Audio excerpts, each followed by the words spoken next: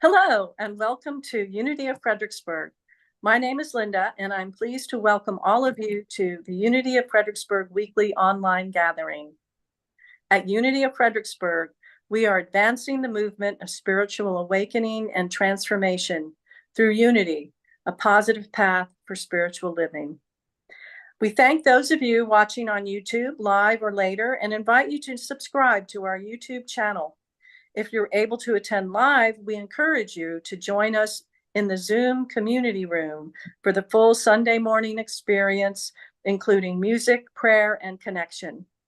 Our weekly newsletter includes a Sunday service link, and you can subscribe to receive that on our website at uofva.org. For everyone local to Central Virginia, Unity of Fredericksburg offers a variety of fun and enriching in-person gatherings every month. Subscribe to our weekly newsletter at uofva.org for all the details. Our message today comes from our minister, Reverend Cheryl Fair. Sorry, Cheryl. And now here's Reverend Cheryl. Thank you, Linda. No worries. No worries. Hello, hello, hello, everyone. So wonderful to be here in the Zoom room with all my friends. And for those of you watching on YouTube, whether you're watching now or later, I welcome you as well. Our broadcast date today is Sunday, June the 23rd. And as I was preparing for my message, here's what I discovered. Did you know that June 23rd through 29th is World Well-Being Week? I didn't know that. And of course, our theme for 2024 is well-being. So here's what I learned about World Well-Being Week. Now in its 5th year, World Well-Being Week is celebrated the last full week in June, inviting us to celebrate the many aspects of well-being, from meaningful, purposeful work to financial security, physical, mental, and emotional health, social resilience, corporate and civic leadership, community relations, and care for the environment. World Well-Being Week provides a focused time for us to thank health workers, social workers, teachers, spiritual leaders, practitioners, and others who support us in well-being. So, my friends, enjoy World Well-Being Week. So, our focus for the month of June is community well-being. And I just like to remind us that that what we did back in the fall of 2023 was come together in groups and kind of generate ideas about what we wanted to be talking about this year. And then I kind of sorted them into categories. And this focus of community well-being came out of ideas that this community had a desire to really look closely at diversity and inclusion and how we can do better with that in our lives and in our community, and ways to be present with people who do not share the same worldview that we do. So that's where we're coming from this month. And I've chosen to kind of guide us along the way this book called See No Stranger by Valerie Kaur. The subtitle is A Memoir and Manifesto of Revolutionary Love. So I think we can all get on board with revolutionary love. So Valerie Kaur, by the way, I always like to mention she was born on Valentine's Day in 1981. So she's an American author, activist, documentary filmmaker, lawyer, educator, faith leader. So this book, See No Stranger, documents her personal and professional evolution as an activist and her passion, her drive to demonstrate revolutionary love in very challenging circumstances. So she tells about in her book that her approach to life and activism is guided very much by wisdom from her Sikh faith. And so we've talked about this month, and I always like to kind of touch base with it. The core beliefs of Sikhism include faith and meditation in the name of the one creator, divine unity and equality of all humankind. So there's a lot of language in that description of Sikhism that's very similar to what we talk about in unity. So the book See No Stranger is divided into 3 larger sections. And I've been covering it on 3 Sundays. So the first section is called See No Stranger, Loving Others. And in that section, Valerie Kaur encourages us to take on some of the Sikh wisdom that she has grown up with. The first one that I want to remind us of is the title of the book itself, See No Stranger. And this calls us that when we are in interaction with each other, or when we are witnessing others on, television, social media, and even when we see something that is different, something that disturbs us, that we see no stranger, that we see all people as part of the sacred family of humanity. Now, that means that a lot of times we have to work through a lot of reactions we're having, and disagreement and disapproval and all that. But if we are based in this concept of see no stranger, then there are things that we can do to come to that place of spiritual oneness and remind ourselves of that, so that we can have more community well-being and personal well-being. Valerie Kaur also, another bit of Sikh wisdom that she shares is to greet all living things by affirming, you are a part of me I do not yet know. So even when it's different, even when it sounds different, looks different, you're not sure what's going on, to greet it and welcome it on a spiritual level. Now, the second section of the See No Stranger book is called Tend the Wound, Loving Opponents. So I was kind of taken by this word opponents. Interesting, because both in unity and in Sikhism, on a spiritual level, what we teach is oneness. And in oneness, there is no possibility of opponents, right? Because we are all one in spirit. However, we do know that in our human lives out here in the world, we definitely experience a feeling of having opponents. Sometimes we feel ourselves as our own opponent. We have those voices in our head going, do this, don't do this, do this, don't do this. And sometimes it's in our immediate family, our intimate relationships. And sometimes, again, it's on that larger societal level.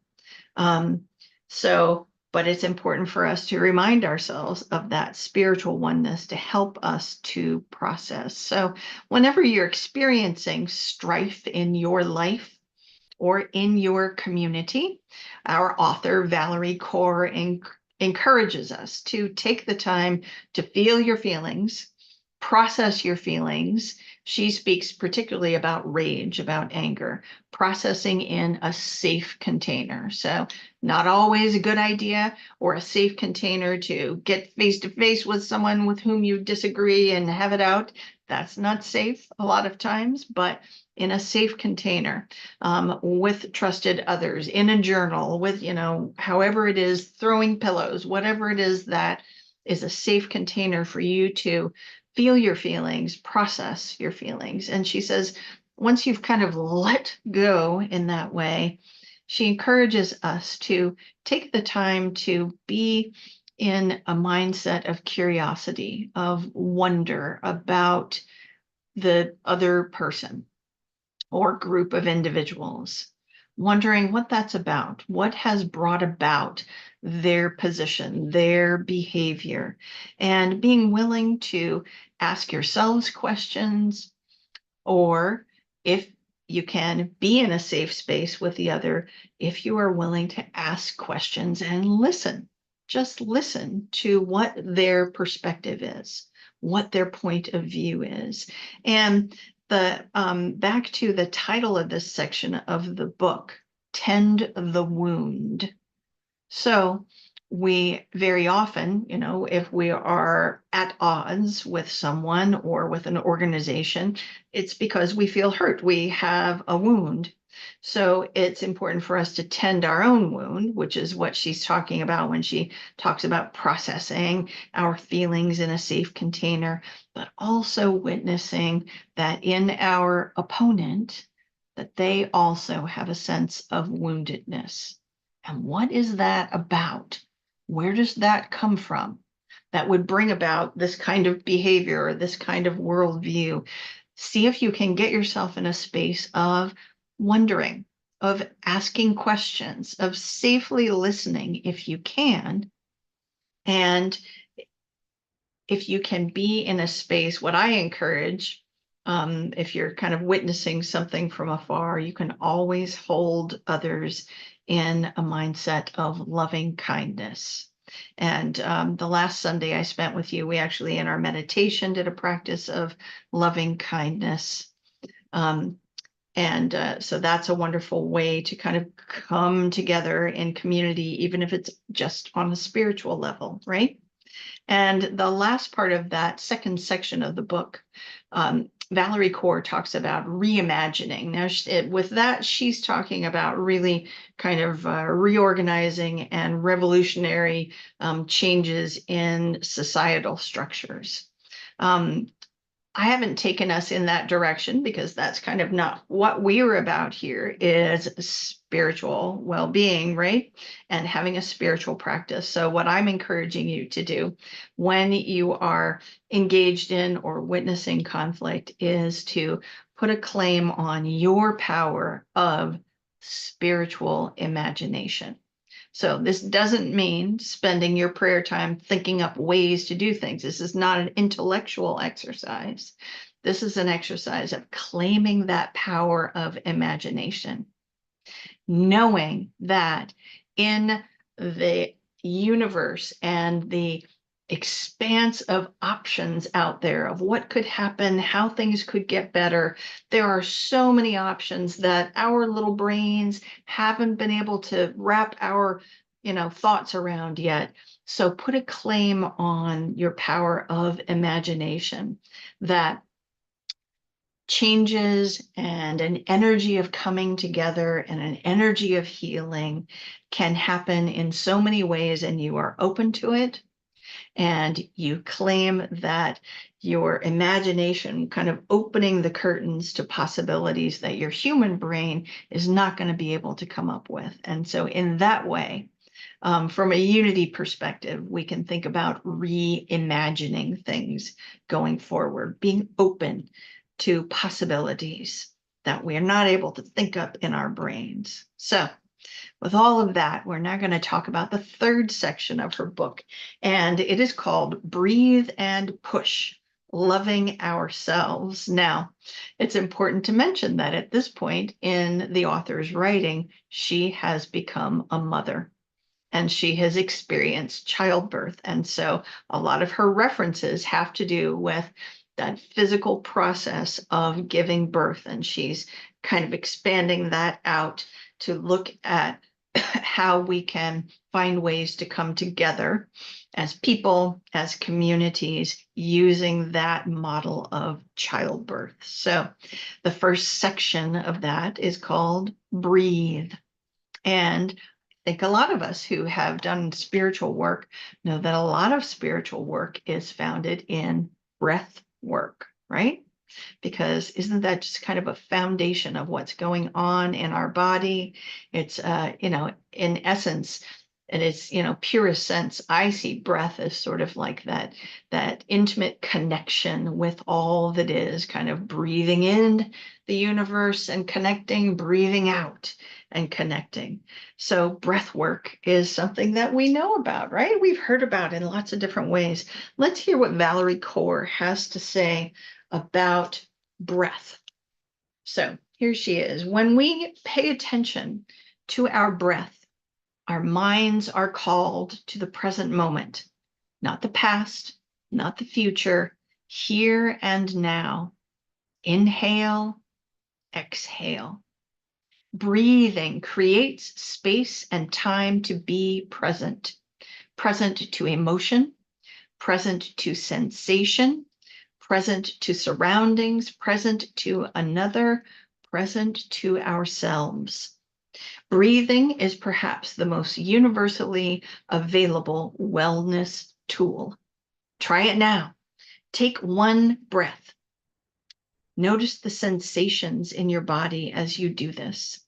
The ability to notice and slow down our breath connects us to a sense of agency. Even in dire circumstances, even when we cannot control anything else, we can consciously take one breath and then another.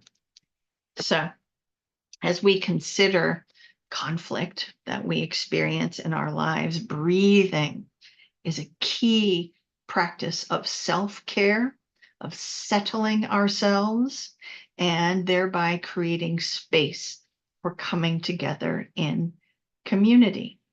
So, as I have shared things from this book, See No Stranger, earlier in the month, I have shared that Valerie Kaur, she examines some really intense examples of conflict. This is a woman who engages with things like hate crimes, police brutality, racism, and this third section of her book is no exception to that.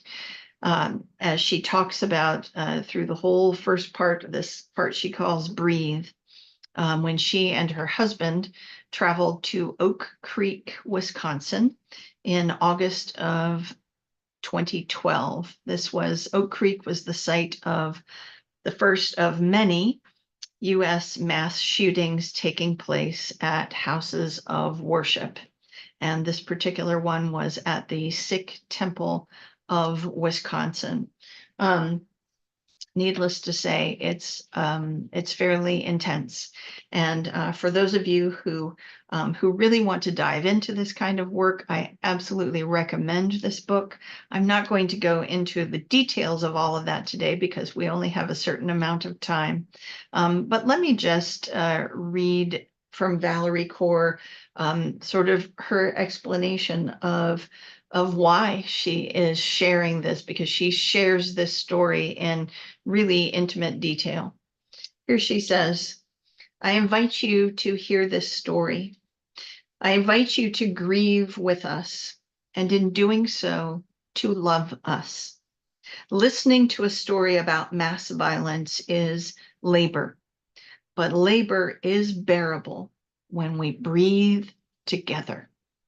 So that's sort of where she's coming from. She relates the incident of the mass shooting one moment of time, and she's a journalist on a certain level. So she and her husband do interviews with all the people present and put together a timeline, and she's sharing it kind of one moment at a time, one individual at a time, and she uses the framework of the breath to work through that whole section of the book. So inhale and exhale.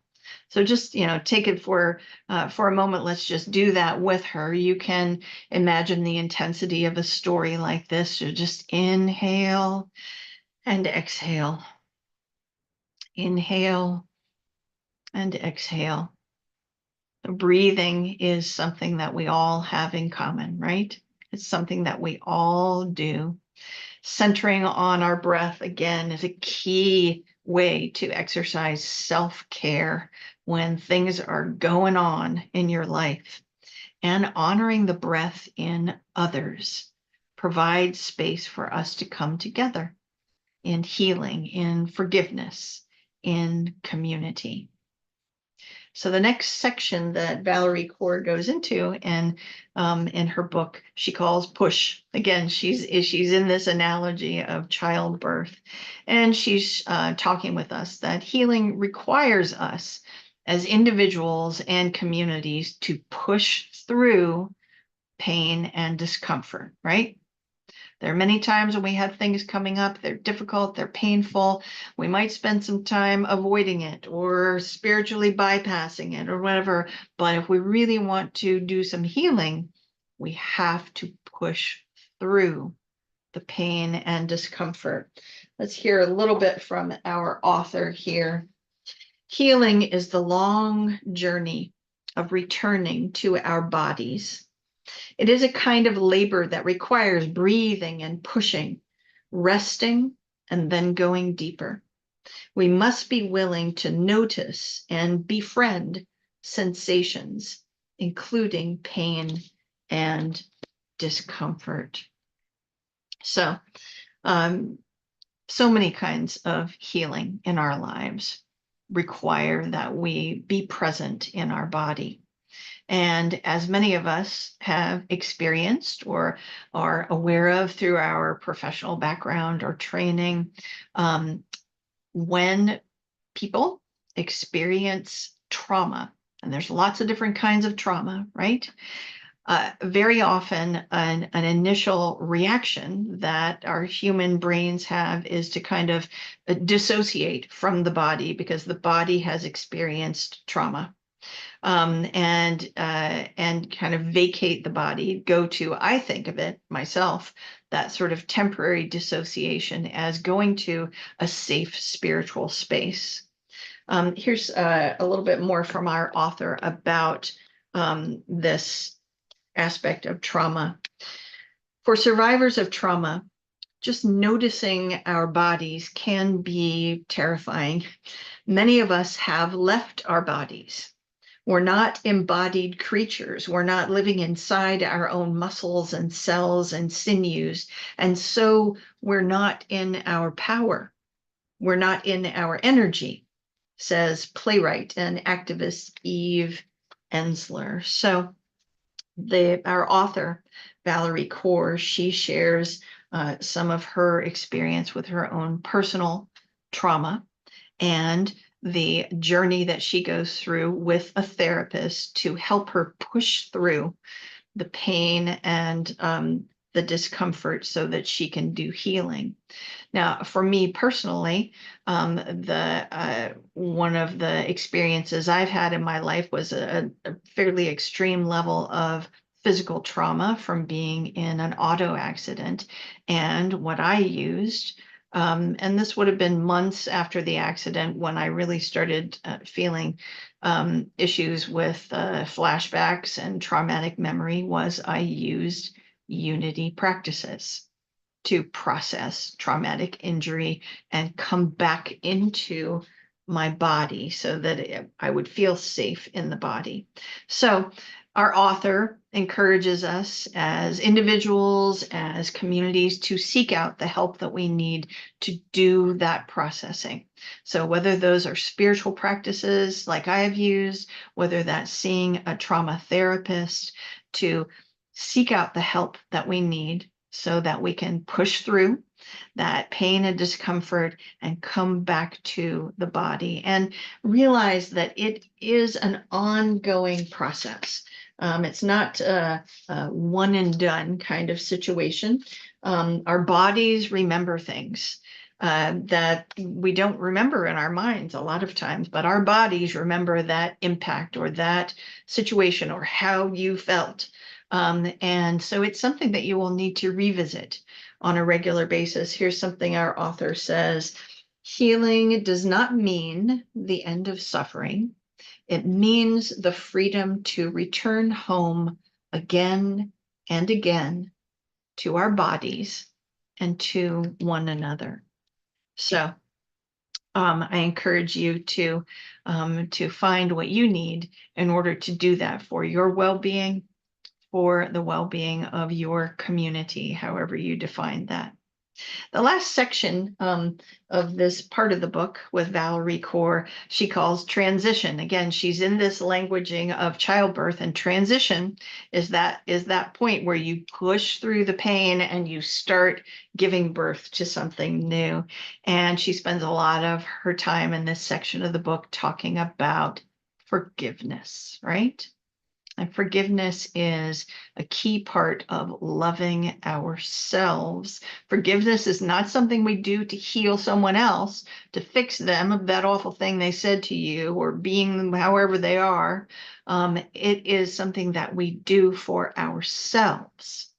So here are a couple quick quotes from Valerie Kaur from See No Stranger. Forgiveness is not forgetting. Forgiveness is freedom from hate. No matter what has been done, I will not allow it to make me hate. So forgiveness is essential for us, for our own well-being, for the well-being of our community. And one last quote from our text here. I probably have one more up my sleeve, but as she talks about bringing all of this together, this healing, this forgiveness, and how she would like to see the world. So this is close to the end of the book. All I can do is hold on to the vision of the world longing to be, a world where every child feels found and every person is beloved, a world where we can look upon any face, even those we might fear, and find recognition, a world where we beckon each other to return to love. The work belongs to all of us. So, one thing that I have noticed in reading See No Stranger and the revolutionary love that Valerie Kaur practices is that a lot of it has to do with showing up. Valerie Kaur shows up in fairly extreme circumstances, and she's a wonderful example for us. We all have circumstances in our lives that are challenging for us to process in our intimate lives and in our communities.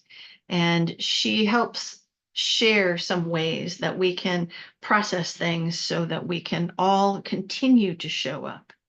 And as everyone who stays around in the Zoom room knows, I talk about showing up as a spiritual practice. And I usually talk about it every week when I thank everyone for showing up.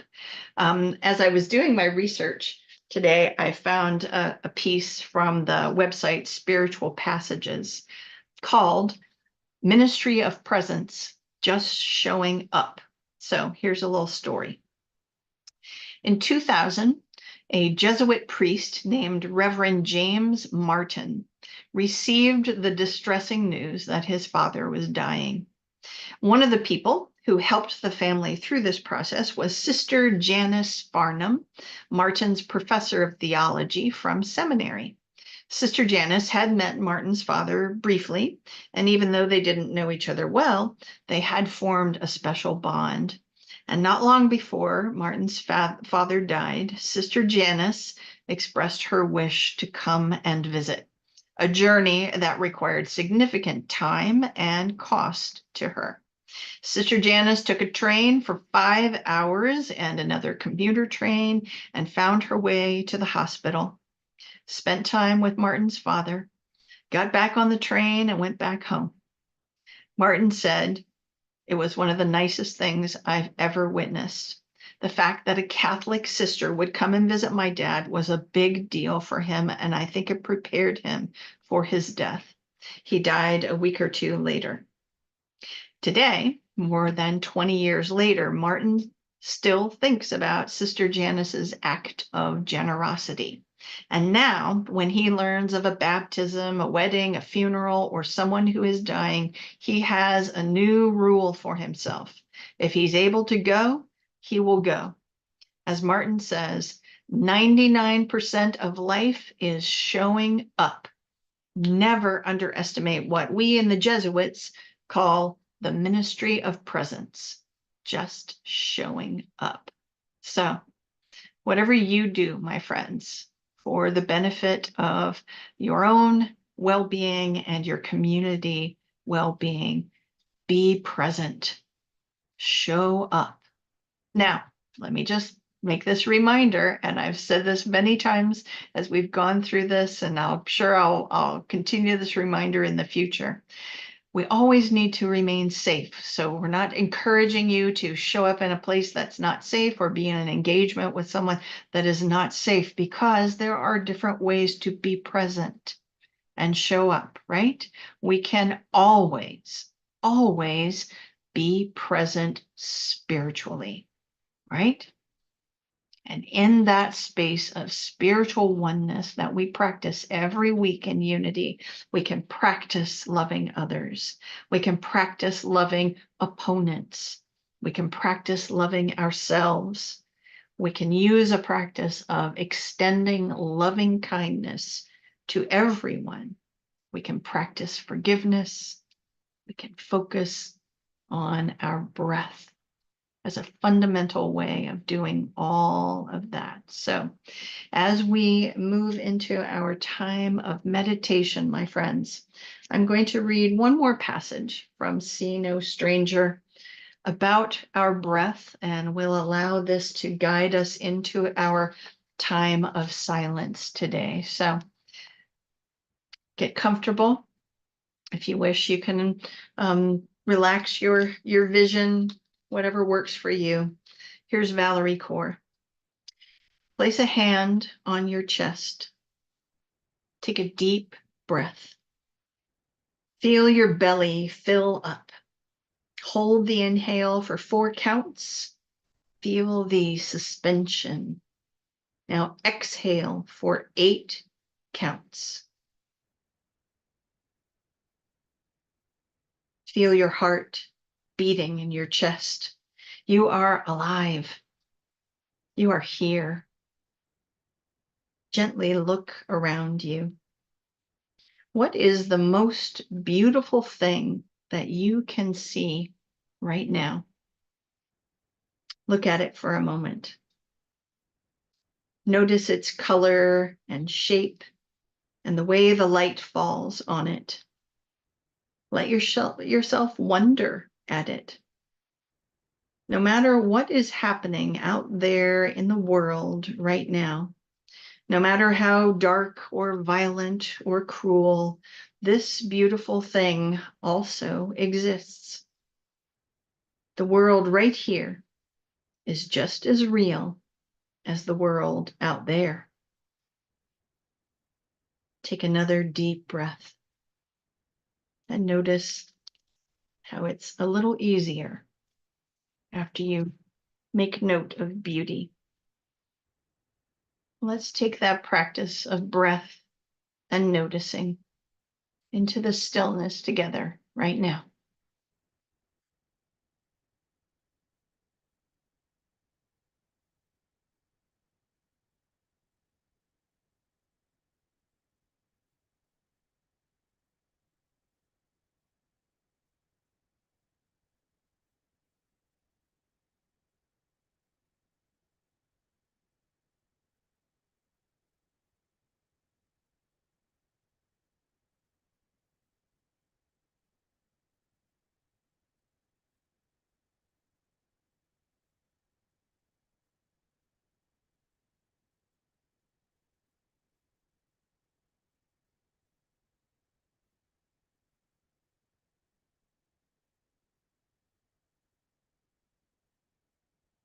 Now let us gently bring our attention back to the room that you're in,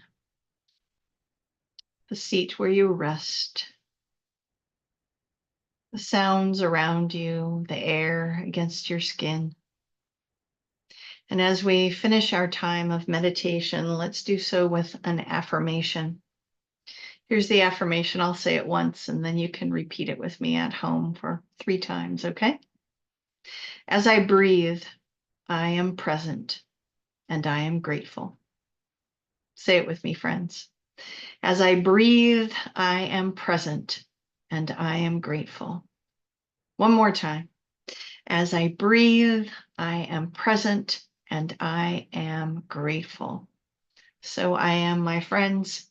So are you. Thank you so much for showing up, whether you're doing that now or later. I appreciate your energy and thank you for being here. And I'm going to hand it back to our friend Linda to finish up this part of our service.